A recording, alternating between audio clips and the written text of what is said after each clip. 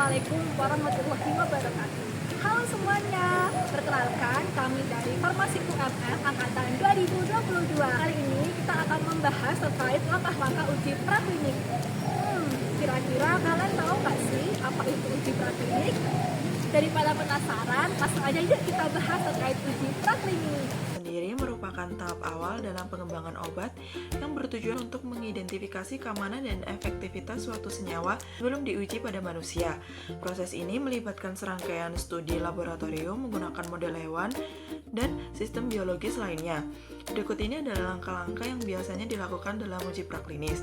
Yang pertama ada perencanaan studi praklinik, kemudian yang kedua ada uji farmakodinamik, yang ketiga ada uji farmakokinetik, yang keempat ada uji toksikologi, yang kelima ada evaluasi keamanan, yang keenam ada analisis farmakokinetik dan farmakodinamik, yang ketujuh ada laporan hasil dan penyusunan laporan.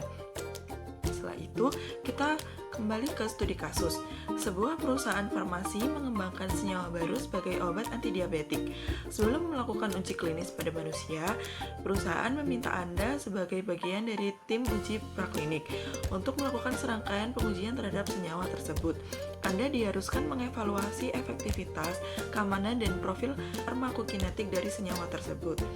Dari studi kasus tersebut, terdapat beberapa pertanyaan yang akan disebutkan oleh teman saya. Baik, setelah penjabaran kasus yang dijelaskan oleh teman saya, terdapat beberapa pertanyaan, yaitu yang pertama, apa yang menjadi fokus utama dalam uji farmakodinamika dalam senyawa ini? Sayangnya adalah uji farmakodinamika senyawa antidiabetik pada tahap preklinik bertujuan untuk membuktikan secara ilmiah khasiat, potensi, dan mekanisme kerja zat atau bahan obat tradisional, terutama fitofarmaka. Dalam menurunkan kadar glukosa darah, pengujian dilakukan pada hewan uji seperti mencit atau tikus yang diinduksi diabetes dengan alloxan atau streptozotocin. Dengan mengukur parameter seperti glukosa darah puasa atau GDP, oral glucose tolerance test atau OGTT, dan kadar insulin.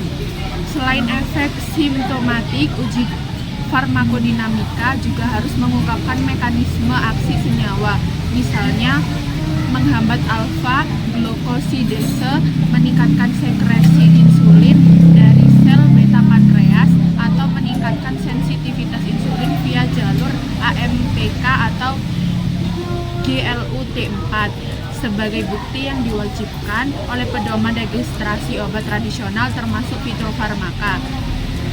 Selanjutnya, bagaimana merancang uji farmakokinetik untuk memastikan senyawa ini memiliki profil waktu paruh yang optimal, yaitu dengan merancang yang pertama, tujuan utama uji farmakokinetik itu untuk memastikan senyawa antidiabetik baru memiliki waktu paruh yang optimal, biasanya 2-8 jam agar efektif mengontrol glukosa tanpa menimbulkan akumulasi toksik. Lalu merancang desain penelitian menggunakan hewan uji tikus Sprague-Dawley karena metabolismenya yang mirip dengan manusia. Setiap kelompok uji itu terdiri dari 6-8 ekor untuk kekuatan statistik. Lalu dosis ujinya 1-100 mg per kilo diberikan secara oral maupun intravena. Lalu pengambilan sampel dan analisis itu menggunakan darah yang diambil bagi waktu 0,25-48 jam untuk membuat kurva eliminasi. Analisis dilakukan dengan HPLC untuk mengukur konsentrasi plasma secara akurat.